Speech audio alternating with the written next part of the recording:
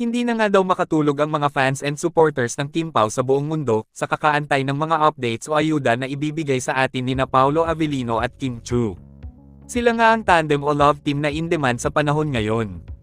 Kahit sa ang sulok nga ng mundo, ay walang ibang nire-request kundi ang Kim Pao. Ngayon nga, ay spotted na magkasama muli ang Kim Pao. Ang hinala nga ng iilan, ay di umano'y nag-shopping na ang dalawa sa Birmingham. At ine-enjoy nila ang moment na nakakapag-mall sila sa ibang bansa. Sobrang saya nga ng mga puso ng mga fans at supporters ng dahil dito. Hindi nga talaga maitatago ang labis na excitement nila na makita sa Birmingham stage ang Kim Pao na mag-perform at magpasaya at magpakilig ng mga kababayan natin doon.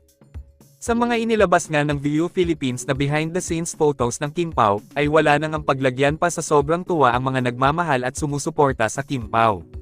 Dahil hindi nga daw silang magsasawang titigan at pagmasdan ng mga larawan ng Kim Pao na magkasama sila. Dahil sila nga daw ang pumapawi sa lungkot nila sa buhay at nagbibigay ng kakaibang kaligayahan sa tuwing napapanood ang Kim Pao. Kayo, anong masasabi nyo tungkol dito? Just comment down below.